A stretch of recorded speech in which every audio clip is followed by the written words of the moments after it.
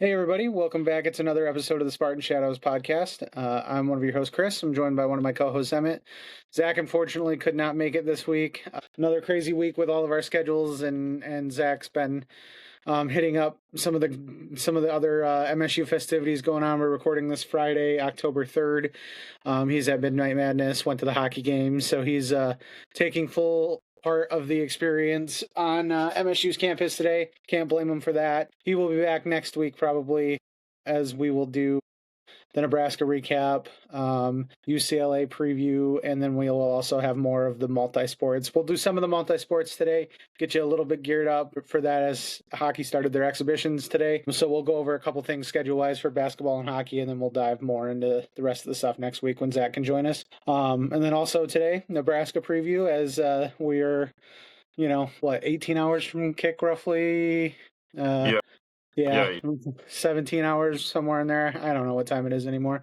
But Emmett is joining us from Lincoln. He made it safely. He will be in the press box tomorrow, covering as usual for the website. So make sure you follow him on Twitter, and we'll have our usual game day coverage, albeit maybe a little bit delayed with the craziness of Emmett being in Lincoln, and I'll be at a wedding, and Zach will be doing what Zach's doing. So we're trying to get everything as best we can to you, but we will get it out to you as soon as we can. So thanks for joining us, Emmett. Thanks for popping in. How are you doing? I'm doing pretty good. Actually, I just got back from walking a lap around Memorial Stadium. Just wanted to take in one of the greatest, honestly, I know that Nebraska the opponent this week, but honestly, one of the greatest stadiums in college football. It is a cathedral to college football. And just wanted to take it in without that game day atmosphere, without that I got a job to do philosophy, and just honestly enjoy the experience.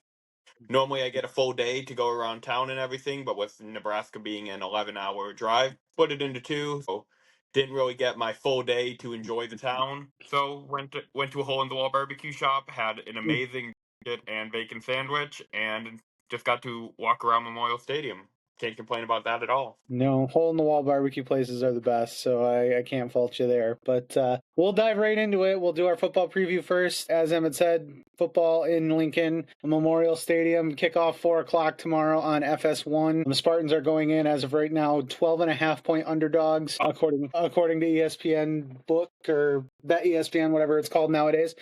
Tall task. I think it opened at 10.5, and it's ballooned to 12.5 for Nebraska. So over under set 53.5. Game time temps roughly mid to high 80s, sunny, so decent football weather. It's going to be a hot one, but that's all right. And yeah, the Spartans certainly coming in as underdogs. This is going to be kind of a measuring stick game for the Spartans. We know what it was like traveling. I thought the USC game was going to be a little bit of a challenge just based on how USC's offense really excels compared to what our weaknesses on defense are. Obviously, Nebraska is going to have some similar things. I think they're a little bit more balanced of an attack, which is kind of scary because USC actually had no problems running the ball, which I thought was going to be a problem for them. And they certainly didn't have a problem running the ball. A little less travel, so maybe that helps out a little bit. But the Spartan defense is certainly going to have their hands full with Patrick Mahomes Jr. I mean, Dylan Raiola at quarterback, and that offensive juggernaut under Matt Rule in Memorial Stadium. So, should be an interesting game. It's going to be good to see what the coaching staff has maybe learned from the USC loss, and seeing if they can. It's hard to replace some of the defensive injuries and some of the defensive. I don't know if you want to say like shortcomings that are on the roster currently. It's hard to replace midseason, of course, especially when you're going. But we did have the bye week. We had a long time to prepare. It'll be interesting what the coaching staff and the defense and Joe Rossi come up with to game plan to try to maybe put more of a defensive stalwart effort in and slow Nebraska down. Emmett, what are your thoughts? We'll let you get into some of the stats and the meat, and we'll go from there. So overall, this is going to be a game that this is really a benchmark game for the Spartans. Dylan Raiola is, I want to say, top three in the was top three in the Big Ten for passing yards. Probably still is for passing yards per game. Obviously, Nebraska also had a bye week last weekend. Couldn't watch any extra film on them, which Jonathan Smith really called it's a curse and a blessing because you know what to prepare for. You're not going to get any new film when you already started your game prep and film dives on Wednesday, Thursday.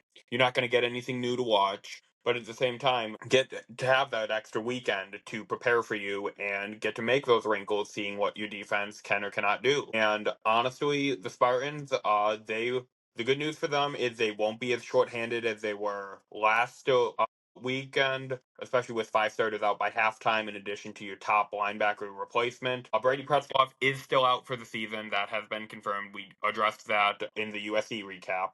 But Wayne Matthews, maybe not. We'll see. We'll have a good idea by the time the injury report comes out at about 2 p.m.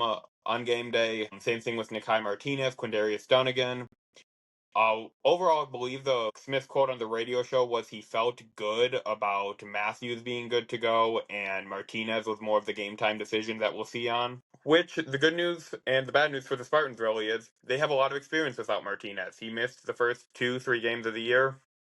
Well, first 2 games of the year, missed second half of USC, and was on a pitch count for the Youngstown State game. So the Spartans have a lot of experience with not having Nikai Martinez available. They have Armorion Smith, and Smith has forced 2 turnovers this year, worth mentioning. And that's going to be a guy who he might have to step up big time. The Spartans did not play another safety besides Spencer Martinez and Smith during their last game against USC. To be determined if Devin Cromwell, Justin Denson get involved. But overall, that is what the Spartans are looking at for defense.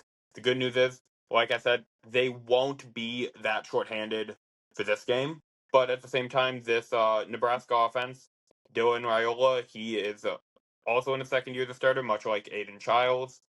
I think that it is going to be a quarterback duel, and this Nebraska pass defense is legit, in my opinion. You don't accidentally your way into holding, I believe, 300 passing yards against Nebraska this season? Yeah, Total? I believe so. I mean, they played Bowling Green and everything, but at the same time, you can't accidentally your way into that. You have a corner who's probably going to be in the NFL pretty soon, and their pass rush, not great. Their run defense, also not great. Cincinnati had 200 rush yards week 1, and they're the only other team to really play them with a pulse outside of Michigan, and Michigan absolutely decimated them on the Yeah. ground. Yep. Kind of, the 2 teams that have had a pulse decimated them with a running attack. I think the Spartan offense, they definitely qualify on the have a pulse if the USC game is anything to go off of. Yeah. Well, I think you're going to look at you need Mekhi Frazier to have a 125, 150 yard game. Or if not that, you need Frazier, Tullis, and Tau Tolliver to at least combine for 175 yards, add in 50 rushing yards for Aiden Childs. Yeah. I think if you can run the clock like that, then you're going to have your defense on the field less, and that is what you need. Yep. The overall goal for the Spartans is it's not going to be a matter of having the defense stand tall as much as have the defense on the field the least amount that you can. The less defense on the field, the better for the Spartans, which is really weird to say considering last time MSU was at Nebraska, I believe, was when the defense held them to, 9 points and still lost the 2018 contest. So yeah, that's just really my keys to the game are you need your run offense going because the Cornhuskers haven't seen an Aiden Childs go against them in terms of quarterbacks, but at the same time, they're still good. They haven't seen an Amari Kelly, Nick Marsh, Krishawn McCray trio. They haven't seen a Jack Velling, Michael Masunas tight end duo. But at the same time, they are legit, and I think Childs isn't going to have 80 passing yards, which is what Nebraska's average is. Childs is going to have his yards. He's probably going to at least finish in the 150 to 200 yard range. But the question becomes, how does your running attack offset the lack of pass production that I think will happen? Worth mentioning, Stanton Ramil will not be starting at left tackle. He is out for the Saturday's game. That's already been confirmed. Likely, I would say Rustin Young or Ashton Lepo start at left tackle. Connor Moore could as well, with Lepo sliding in at right. Just overall, a few things to watch. We will report on that the second we see first team reps with about 20 minutes to kick. But yeah, that is really, I know I've yapped a little bit, but that's really my keys to the game is keep that defense off the field with your rushing attack and then find a way to generate pressure. Mm-hmm. Dylan Raiola, he is a true sophomore. He's a true sophomore going into his 17th career start, I believe. Yeah, roughly. And he hasn't had that sub series like Aiden Childs had for his freshman year. So get some pressure on him. And in my opinion, that probably comes from an Anu Lafayette. That comes from a David Santiago. That comes from a Kakai Burnett. That comes from an Alex Van Sumeren. Get one of those linemen who play with the drive and power. Get one of those guys to generate pressure, because overall this defense and really the pass rush defense has not wowed me through 4 games. Maybe I'm a little harsh on them, but I don't think it's a stretch to say we all want a little more out of that pass rush heading into the meat of the Big Ten schedule. Yep. Yeah, and for me, I think my biggest keys, you mentioned it, trying to keep the defense off the field as much as you can. Sustain the long drives on offense and establish the run game is going to be big. On the flip side, you're going to want to limit the explosives of Nebraska too. They've had issues sustaining long drives, and they've kind of lived off explosive plays in certain games, especially against some of the lesser opponents. But if you can really make them put together a long drive, and limit the big plays that Dylan Raiola can make, that I think running. Yeah, I think that can keep some points off the board. I mean, may force them into some field goals. Winning the turnover battle, I think, is going to be key on offense. You got to play with as close to a clean sheet as you can, and then on defense, 1 or 2 takeaways would go a long way to doing that. Emmett had mentioned it's in terms of passing yards. With the bye last week, Dylan Raiola did slip down to 6th, but he's completing the ball at about a 76% completion percentage rate, and that's a lot of attempts too. He's 3rd in the Big Ten in passing attempts. So not only are they throwing a lot, he's completing a lot. And I know they do run, they do run a lot of plays, and they try to, pick up at times, go up tempo and do some stuff. But if you can limit some of that and, like I said, keep everything in front of you, I think that would help quite a bit too. So Aiden Childs is going to have to supplement the run game a little bit. I think it's easily done. I mean, Bryce Underwood was having a field day. We'll put it like that, I guess, against Nebraska for Michigan, and obviously the running backs were too. But I think if Aiden can go through and pick up the 50 to 60 yards on the ground at least, extend plays and extend drives, that's going to help a lot and go a long way. So overall, I think that I feel more comfortable about MSU's ability to go in and pull the upset than I did maybe with UFC. I don't know if it's that much more, but I think it's something that a good game plan and fixing, if you can patch some of the defensive inefficiencies that came from USC. I know that was a whole different scenario. 11 o'clock your time kick, playing after traveling to the West Coast. Yeah. It's not that's a little bit different of an animal to tackle. That being said, Memorial Stadium's a raucous place to play. We're going on 400 something sellouts, right? Or almost 400 sellouts. 400. I believe this will be 405, 406, 407. Yep. And so it's always sold out. It's loud. It's rowdy. Midday game.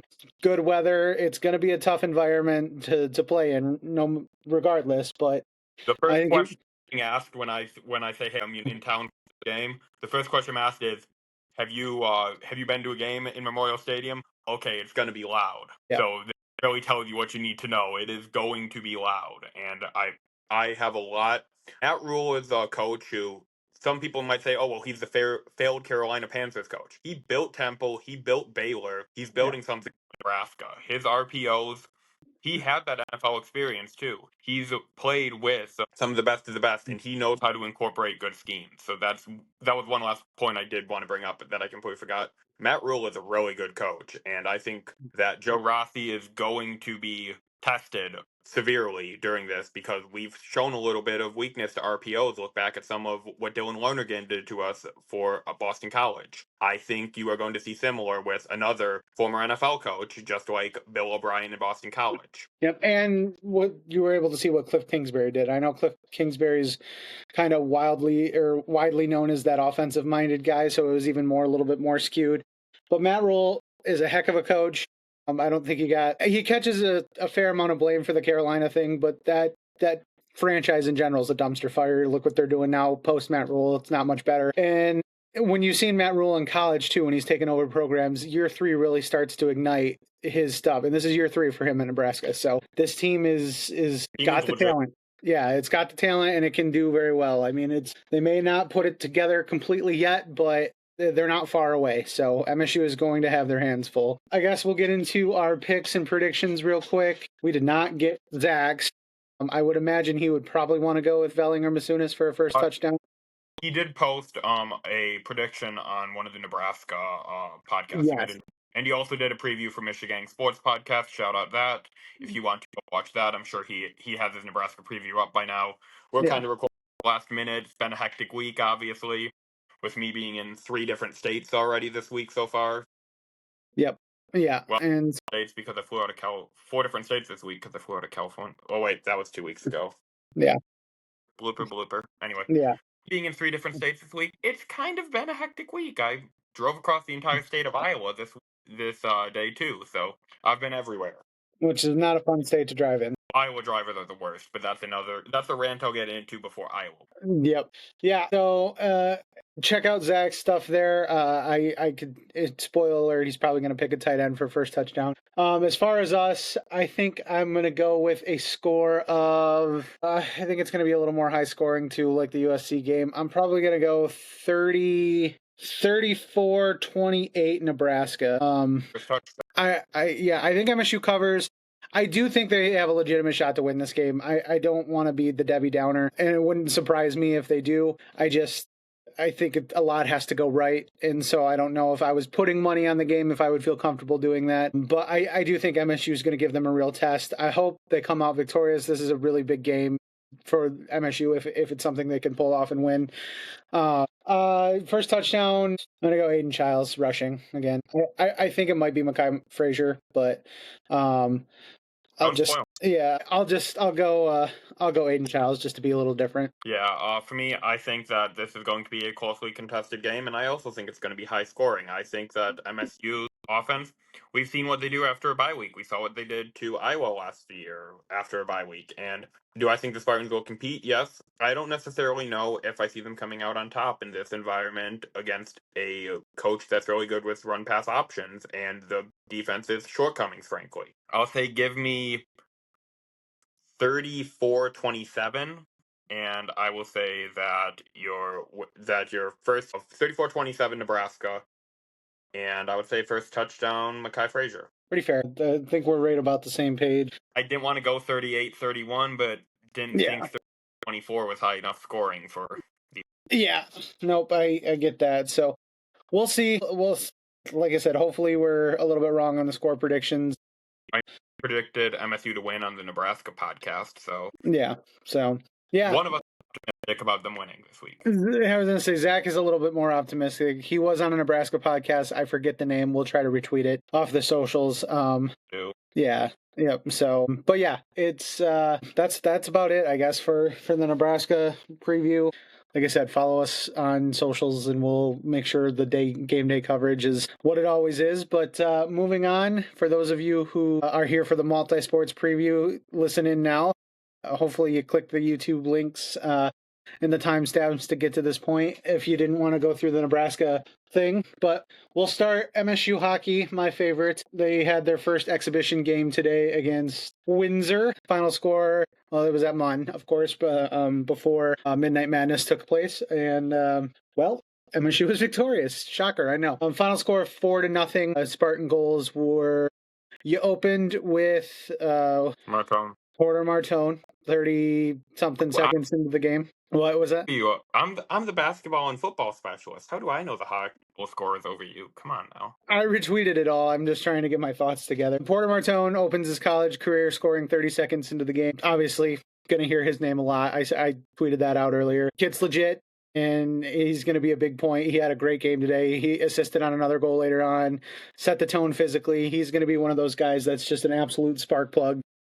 Didn't he near Gordie Howe hat trick because he kind of got a little bit of a skirmish too? Yeah, almost a full-blown fight. Almost did it, but not that you can really get into full-blown fights in college hockey as much. But yeah, so 1-0, and that was actually the score through the first, and then the second, the floodgates kind of opened. Tommy Ministo, Charlie Strammel, and then Riker Lee all chipped in on the scoring. Trey Augustine played the first half of the game, obviously did not give up a goal, looked really well. Backup Melvin Straw came in, Columbus Blue Jackets prospect, looked just as sharp, and continued the shutout, so we had the combined shutout there. Riker Lee's goal, I retweeted it and said something about it. He made a beautiful move at the top of the zone, pretty much undressed the defenseman, and then came in and placed a really great shot. And another kid, freshman, who is going to be just absolutely a huge part of this team. He's going to be absolutely special. I was talking with one of my buddies, another big hockey fan, before the game and as the game started. When they released the lines, it's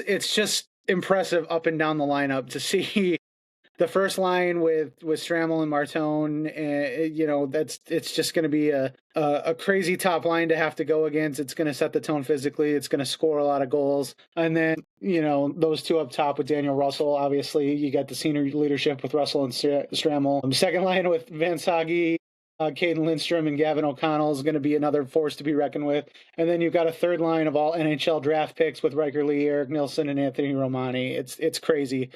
It really is. And then you've got 4 of your 6 defensemen or 4 of your 7 defensemen that drafted tonight as NHL picks, and then both your goalie and your backup are. Yeah, both your goalies are NFL or NHL picks, including Trey obviously being the best goalie in the country. So you have just talent up and down this roster, and it's going to be a lot of fun to watch this season. I know we talked a lot about this in the off season. It's not to be understated. It's going to be a lot of fun. So get to a game at Munn this year. Yeah, it's happen to be in the Pennsylvania area. That'll have a lot of tickets available. Yep. So that was the only game on the docket this weekend. The schedule has been released. I'll just run through it quickly. We have a home series next weekend against New Hampshire on Thursday, Friday. Both games is 7 and 7:30 puck drops. The 17th and 18th are our first road games. Tough test going to Boston University. We've talked about this before. That was one of the big non-conference things scheduled. BU is a very good school. They've got a lot of NHL talent as well. A tough place to play out in Boston. So that'll be a good early season non-conference test, similar to what Izzo likes to schedule. The boys will have their hands full. That is the 17th and 18th, Friday and Saturday. The following weekend, 24th and 25th, there you go to Marquette to play Northern. And then we open Big Ten play November 7th and 8th. Penn State and Gavin McKenna come to town. That's going to be the weekend you circle on the calendar, because that'll be your chance to see the number 1 overall pick in next year's NHL draft be in East Lansing. That is the bye week for football as well. So if you want I want to East Lansing, you don't have I don't know if I want to go to football or hockey, because you don't have football to go to that week. So you want to go to Mount Ice Arena. Yep. There will be a home game on the 8th for basketball, which would be the Arkansas game. You get a really good slate that day on football. You don't have football that day, you get a lot of good MSU sports action that day. Yep. So you have 2 of the best, probably 3 or 4 teams in hockey playing in East Lansing, and 2 of the probably top 25. Yeah, top 25 teams. MSU, I know, is not going to be ranked as highly, but Arkansas and Coach Cal will be up there. So, according to some of the preseason polls, so yeah. Yep, exactly. So, and then just going through that, after that, we go to South Bend for 2 games against Notre Dame. Come back home the weekend before Thanksgiving against Wisconsin for 2 at home. The week of Thanksgiving, we have a home game the day before and the day after Thanksgiving against Colgate. December 5th, we've got a home game against Michigan. That's the first time they're at Munn. The next day, they go down to Ann Arbor for the split. The home and home at Yost. GLI this year takes place the 28th and 29th of December. That's at Van Andel in Grand Rapids. The first game will be against Ferret State, and then we will play Michigan Tech or Miami after that, probably. January 4th will be the next game. After that will be an exhibition game against the USN TDP. That's in East Lansing. January 9th and 10th, we go to Columbus. January 15th and 16th, we're in Madison. Minnesota, another top-ranked team, will be in Munn, or in East Lansing, the 23rd and 24th. And then the end of January is the away series at Penn State that Emmett just mentioned. 31st, correct? January 30th? January 30 and January 31st. One game will be at their regular arena, and then obviously the other game at Beaver Stadium. Penn State football outside, 100,000 plus seats probably. It's going to be interesting, to say the least. Those who maybe want to check out Penn State's football stadium but don't want to go to the Penn State game. I think they're Penn State's in East Lansing this year for football, aren't they? It is up State MSU Senior Day actually for the Spartans this year. Yeah, so we're not in Happy Valley this year for football. So if you want to go to Happy Valley, go check out the hockey program. It's going to be widely televised. Start February off, February 6th at Yost in Ann Arbor. February 7th is a duel in the D against Michigan at Little Caesars Arena in Detroit. And then we go home a couple weeks after on the 19th and 20th against Notre Dame. And then home against Ohio State the following weekend. Then we close out the season in Minnesota on March 5th and 6th for the Big Ten tournament. So that's your hockey schedule. Obviously, you're going to have the home and homes series-wise with Penn State, Minnesota, Michigan, going to be tough. Lots of NHL talent on those things. Wisconsin's always a tough team. They don't have maybe the talent that they've had in past years, but they're still a good team. Same with Ohio State. They to run for the money. We'll always give MSU a run for the money. We saw it last year with Frozen Confines, the game in Chicago. They will come and bring their A game against the Spartans. They could lose every game of the season heading into that game. They'll still find a way to keep it close in that third period with the Spartans, in my opinion. Yep, absolutely. Lots of opportunities for a lot of good hockey. Definitely check it out.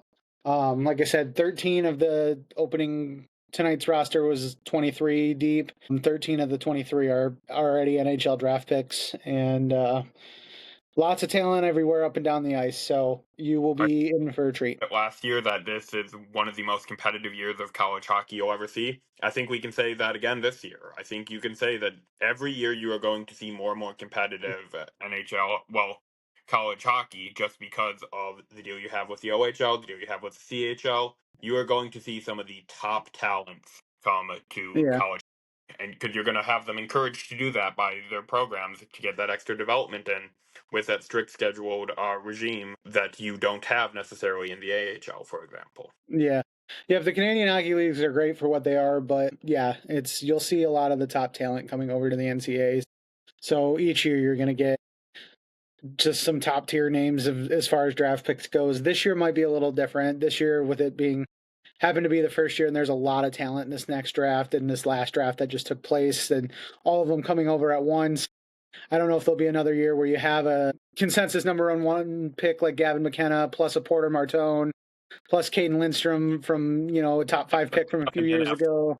Basically an injury rehab, Yeah, just a bunch of top-tier talent coming over at once, so it might be a little different moving forward each year, but there's a lot. You'll see a lot of talent coming to hockey, and with Coach Nightingale, definitely we'll always have a shot at a lot of these top-tier guys. So something to definitely keep an eye out, and good start for the Spartans tonight. I was really impressed with a lot of fundamentals and a lot of play, so it's going to be fun. It'll be a lot of fun to watch. So check out as many games as you can on TV, and then try to get to as many as you can at Munn, because it'll be worth it. So switching over to basketball real quick. Obviously, schedule was finalized with that. Midnight Madness tonight.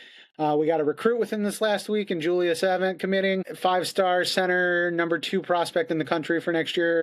Or number 2 center, I believe. Sorry. Ethan Taylor he's on campus tonight. He's at March Madness. 3 or 4-star power forward Jalen Collingwood also on campus for. Yep, and also our current point guard commit Carlos Medlock, and a couple other guys are helping the recruiting trail for Midnight Madness tonight. Anyways, lots of talent on campus for basketball, trying to lock that down. So it's sounded from the reports that it's been a lot of fun. They introduced Izzo with a video from the major Detroit sports guys like Tarek Skubal, Dan Campbell, Steve Eiserman, AJ Hinch, some of the Pistons players. Paws was there, Rory was there, Hooper was there. Everybody. Been a pretty impactful event. You're already seeing Cohen Carr highlight real dunks, of course, from the dunk contest. So check out on social media for some of that stuff. MSU did name its captains coming into the season. We have Cohen Carr, Jeremy Fears, Carson Cooper, and Jackson Kohler as captains this year. So congratulations to those guys. Well deserved. Those are kind of the 4 you pretty assumed were going to look in to be leaders this year. But glad to see them. You thought that all 4 of them had a chance, and then seeing all 4 of them actually be named really speaks to the leadership and the who's up next mentality that you have to have when you're losing, what was it, 4 or 5 scholarship players from last year? Yeah, and big time contributors too, like Jaden Akins and and Jace Richardson. So Yeah.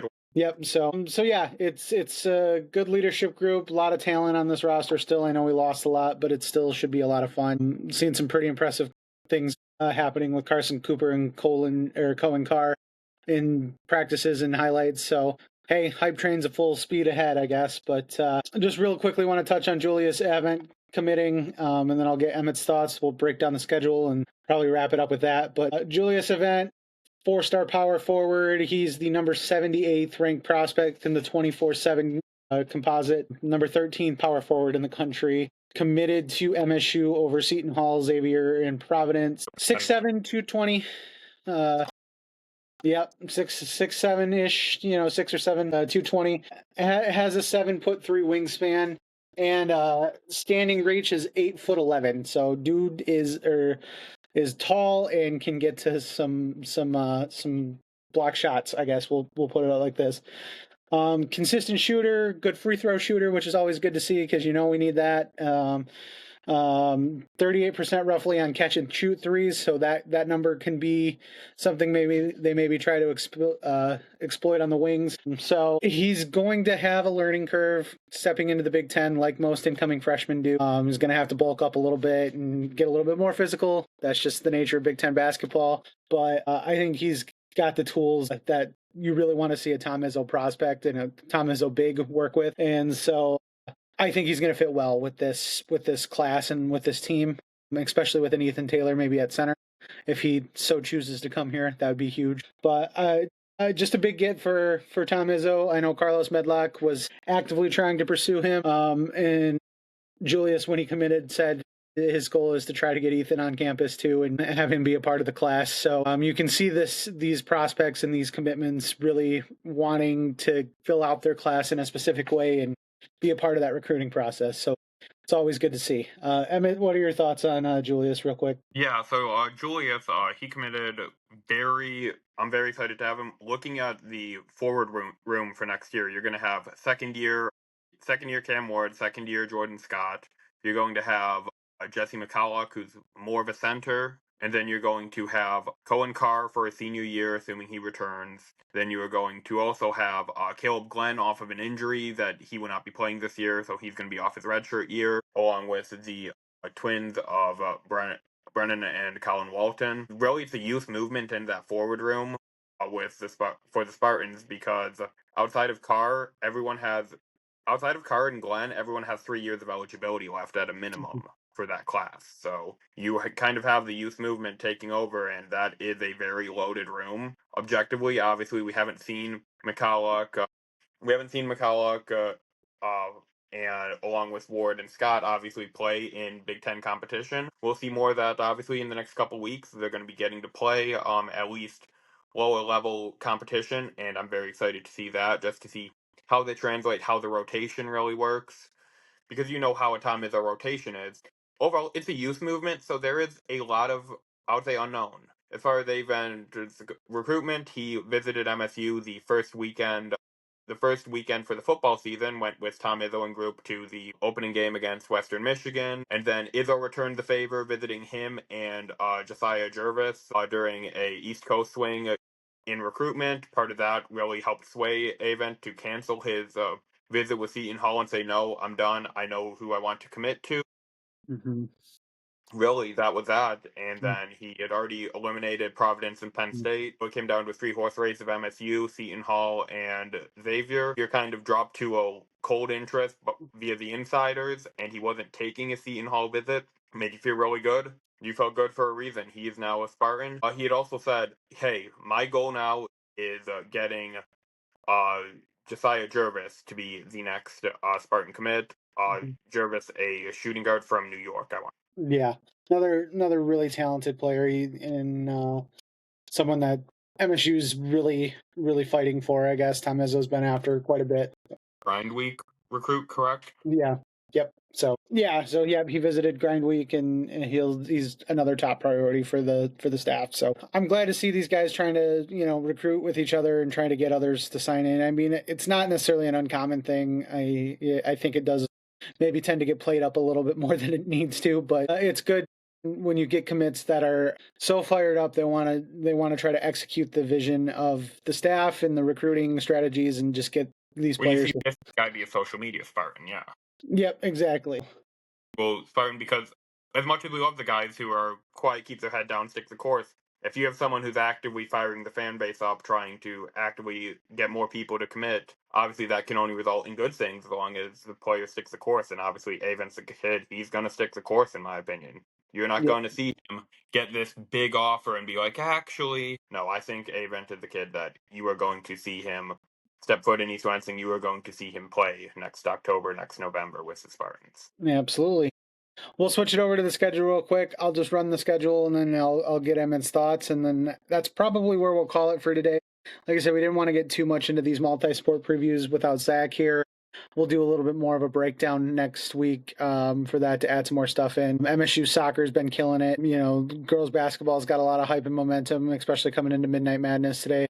We do have a lot of other stuff to talk about. It's just, like I said, stuff we want to get Zach for. So yeah. I was about to say, think MSU nearly swept Northwestern.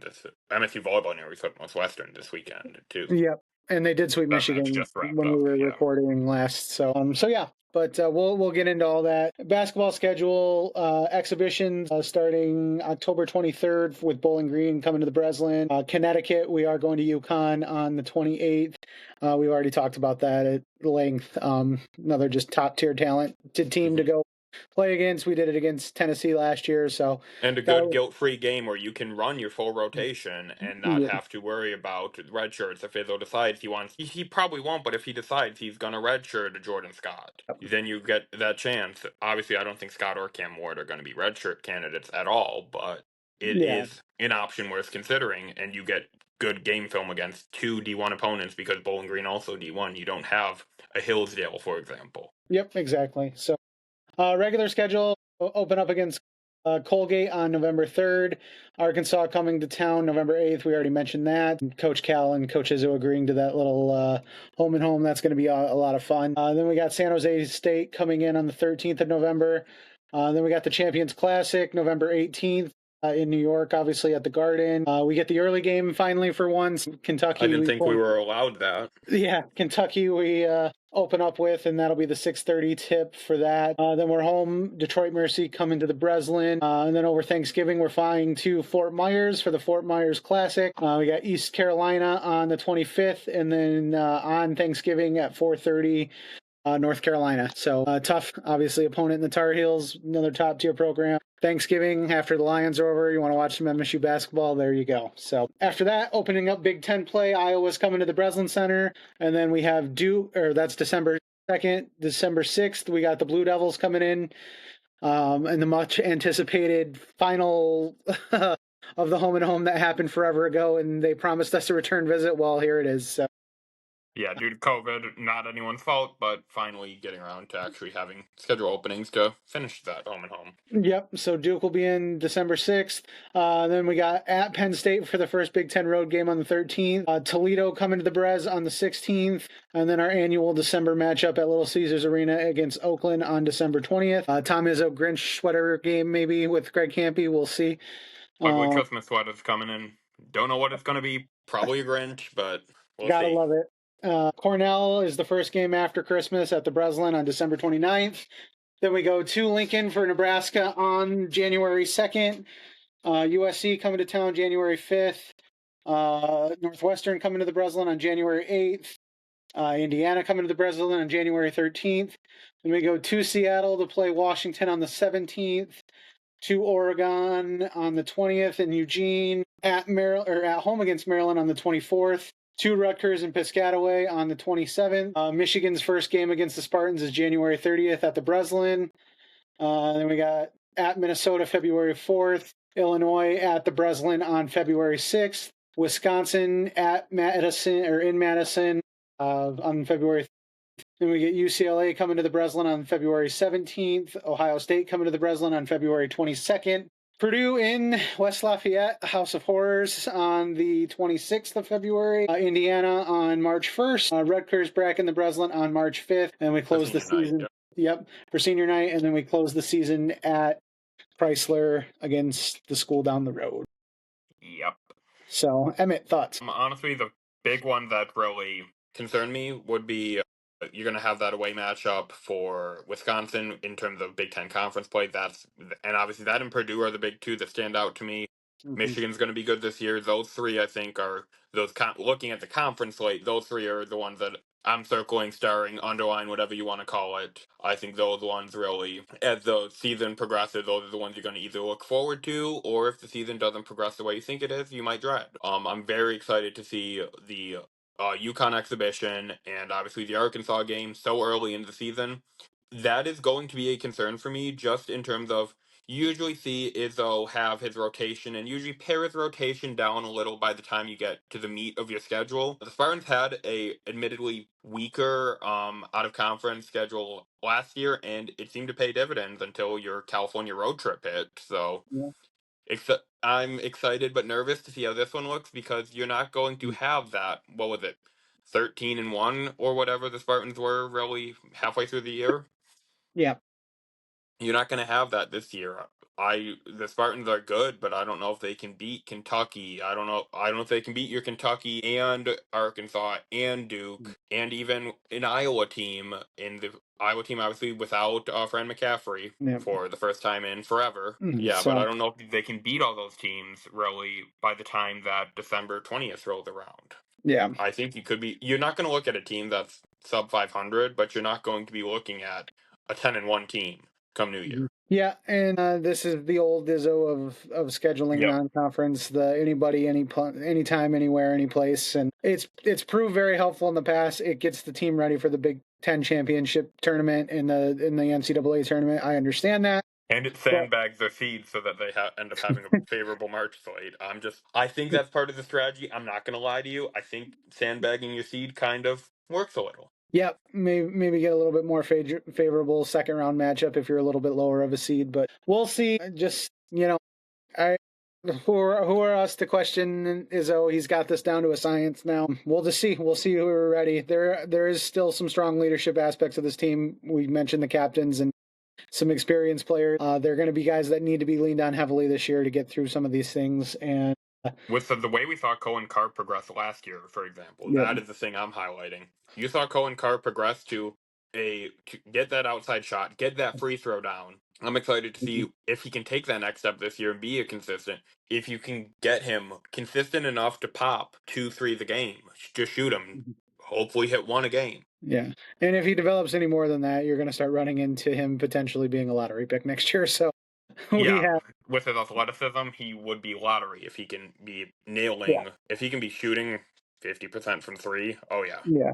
Yep. So if he's popping 3 the game, shooting 50%, good luck, everybody. Yep. So it'll be interesting to see his development. Carson Cooper looks like he's been working on his outside game a little bit. Jackson Kohler obviously has been one of our go-to options in the post, and he's looked like he's worked on a lot of things too. So I think you're going to see a little bit more of a kind of big boy, down low, bully ball, Big Ten mentality type thing that we haven't necessarily had in a few years. We have to an extent, but you're starting to see that kind of come back. And Jeremy Fears is definitely the point guard that can kind of run with that and do the pick and pop and pick and roll and, distribute to where you need him to distribute. So the tools are there. We'll just see how it executes, I guess, is the best way to put it. So that'll do it, I guess, for a quick basketball preview. We touched on hockey. Like I said, next week we'll do more with volleyball, basketball, hockey, or some other stuff going on. So we're getting into the thick of a lot of stuff going on at a lot of different times. So all your sports are overlapping at this point. All your fall, summer, winters are starting to overlap. Yep. So lots to talk about. We may break it up into 2 episodes next week. That's going to be schedule permitting per usual. Emmett's got to get back into the state, and I got to have time to deal with my hectic schedule, and we got to wrangle Zach from his podcast too. So a lot of moving parts. We'll try to keep you as posted as we can, but we appreciate everybody tuning in. Lots to cover in this episode. I know we went a little bit longer, but we appreciate everybody tuning in, and hope you're having fun if you're at Midnight Madness. If you're on the way to the game in Lincoln tomorrow, enjoy, be loud, have fun, and as always, go green. Go white.